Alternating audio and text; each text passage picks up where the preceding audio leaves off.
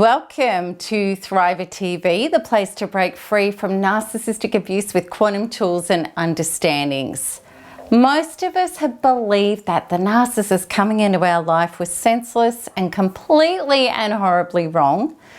But I want to challenge you in the most loving and direct way today by saying this. Only if you're interested in deeper quantum truths that can shine a huge light on this mess and offer you the truth that will set you free, watch on. Otherwise, maybe don't. Because truly, if you're still in the process of feeling deeply victimized and you want to be there indefinitely, which I understand because I've been there myself, this video isn't for you. However, for those of you who are quantum and truth seekers, I promise you the deep exploration of this question, what is the real reason the narcissist came into your life, holds the key to your true recovery. And today I'm going to give you that answer in various ways where I hope you won't miss it. And I'm going to do it by sharing my own journey from victim to survivor to thriver. I'm passionate about what I learned and applied regarding the real reason why the narcissist came into my life, because it saved my life. Me sharing it with you means that this will save your life too. So if you are still with me watching this video, let's get started. But before we do, I just want to remind you that if you haven't already subscribed to my channel, you can. And also, if you enjoy this video, hit the like button. All right, so let's have a look at flipping these perceptions that we need to understand from the outside in to the inside out, because it's vital. So starting with the outside inversion, within narcissistic abuse, looking outwards as what is happening to us, we see that this person, the narcissist, is doing all sorts of unspeakable things to us and the people and things that are dear to our heart. And it seems tragic, cruel, and senseless. And to make matters worse, whatever we're trying to do to stop this person hurting us, it doesn't seem to be working. And to add insult to injury, we feel so mentally trapped up in it all. Why can't we walk away? Why can't we leave? And even if we have physically, we can't seem to emotionally. And why do we keep getting drawn back in time and time again? And even when we finally don't, why can't we stop obsessing about what happened with this person? What is really going on here? If we stay in our normal human reality of looking outwards, we actually never get to work that out. And the abuse continues and it even intensifies, and our feelings of being powerless and out of control just seem to get worse. Now let's have a look at the inside out version. When we turn inwards to the only person we do have the power to heal and change, then we can heal and change what is happening. Yes, we are being traumatized beyond measure by narcissists, but it's not until we let go of our focus on them and come deeply inside to find and heal the parts of ourselves hooked on them that we can move out of our own powerlessness and trapped and traumatized state. From a higher perspective, as well as my own personal journey and co-generating liberation from abuse with thousands of others, I know exactly why most people don't get better after narcissistic abuse, because they're not working with the truth. Many of us didn't know the real reason why the narcissist came into our life for a long time. I didn't know the real reason until a millimeter off dying in my breakdown on my bathroom floor, when the answer filled me with such blinding clarity that there was no missing it. Here is the absolute truth of the reason why the narcissist came into our life. This is it. The trauma I am receiving outside of me matches already existing trauma trapped inside of me. Now that these unconscious wounds have become conscious, I can go to them, release them, and start finally living free of them. That's a big concept to accept, and I understand that, and that's why I want to look at, is this victim blaming? The biggest problem I see in narcissistic abuse circles is when people are determined to uphold, I didn't ask for this and there was no reason for this to happen to me.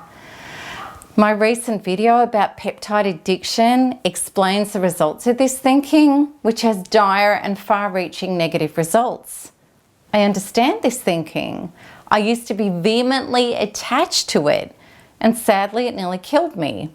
Because when I was not willing to go deeper and heal my inner trauma, I was fruitlessly trying to get others to change to make me feel better. And it wasn't happening. And the reason it wasn't is because it's a false premise. It's the definition of handing our power away and being stuck in a state of personal powerlessness. We also may not realize that this is the very basis of codependency, looking for self outside of self, that allowed such horrific abuse to happen to us as a continuation into our adulthood, where we do have the power to stop it happening. It's wrong town on steroids, and sadly the most destructive path we can take after being abused. I believe the following is the issue. People thinking going inwards to heal our wounds means accepting blame, and we're being shamed by receiving the information that our inner work is necessary. This is the exact thinking that has led us into the madness of our own self-abuse, being so horrified to think that we may be defective, that we refuse to meet our own inner being, who needs us so much, with tenderness, love, care, and support. Instead, we've self-medicated away our pain with food, other substances, workaholism, overgiving to others, and all sorts of ways, including having relationships with sick and unhealthy people, to self-avoid the cries to come inside and meet and heal ourselves. By going inside the quantum way, we're not beating ourselves up with self-repulsion, which is horribly self-defeating. Rather, we're acknowledging that there's been a ton of trauma in the human experience that was inflicted on us by other people who were steeped in their own trauma and unconsciousness.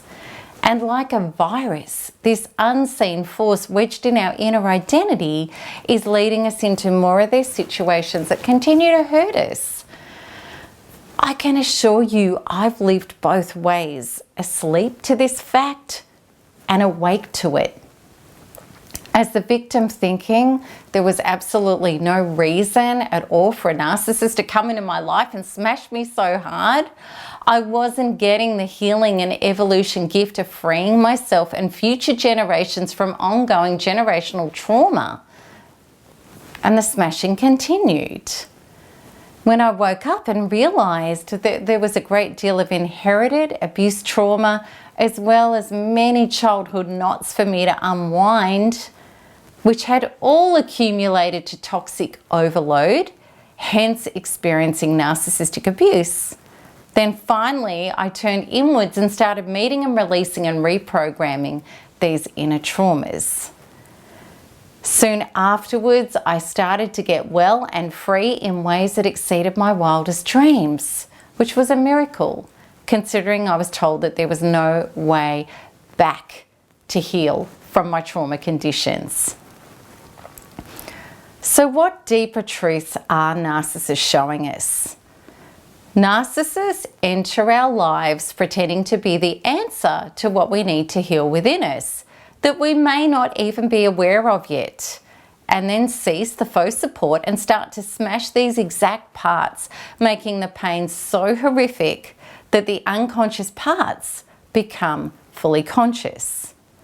The narcissist first appeared to be the savior of our wounds and then became the messenger of them instead. So let me grant you my own example. I used to suffer greatly from fears of abandonment and not being valid and seen or being good enough to be loved. This was deeply unconscious because it was all I'd ever known as myself and my reality. Like many people who are narcissistically abused, I was overfunctioning and overcompensating for my inner unconscious traumas, and I was really practically capable. I seemed strong, and other people would have sworn that I had it together. Yet on the inside, I was battling anxiety and depression, which I had to keep very busy and achieving goals to overcome. Naturally, because this is how this stuff goes, I wasn't gentle, tender, or supportive with these inner parts.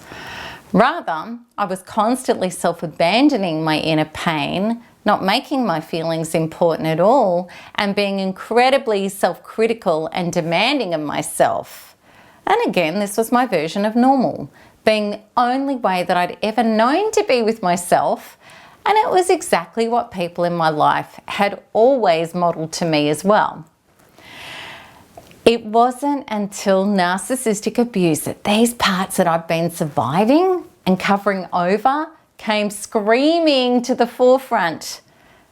So interesting, because the narcissists in my life initially appeared validating and approving of me, as well as claiming a full commitment to me. So they seemed like they would never abandon me. However, things switched, and my fears and gaps were, over time, attacked with full ferocity.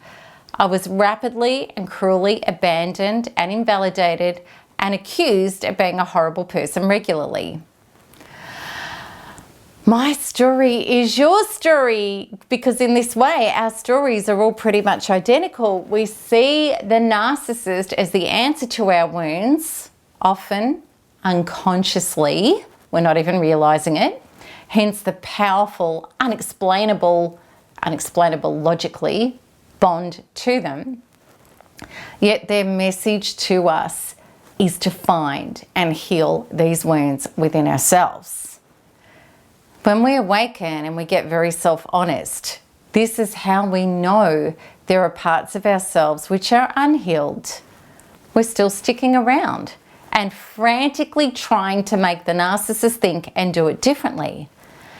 We're clinging on to that person, trying to force them to provide us with the relief of these traumas. Yet the only way out of the nightmare is to let go of these people and attend to those parts that are screaming out for us deeply within ourselves.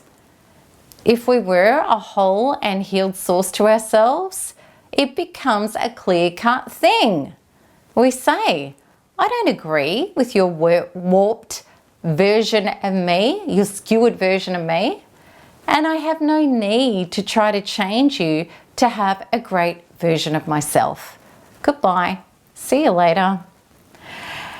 And we are thrilled to discover when that's really true for us on the inside and we actualize it, we're thrilled to discover that we have zero urge for the narcissist to provide us with ourselves anymore, and the longing, desperation, and the missing ends.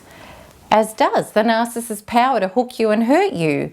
If you get the inner healing job done well enough, and the narcissist becomes totally irrelevant, and whilst you're becoming a force of fearless, calm power, narcissists let go and they move on with their life. False selves cannot exist in healed and whole environments. No more than germs can in a healthy, clean environment. There's nothing for them to feed off. And you may think that this is glib and unrealistic. I promise you it's not. Absolutely, there can be complications with narcissists that need to be unpicked and sorted, such as custody with children, property, businesses, and all sorts of enmeshments. Yet no matter how difficult these challenges are, I really want you to understand that the greatest and most deadly binds with narcissists are the ones we're suffering emotionally through our wounds. When we heal from these, all else can follow.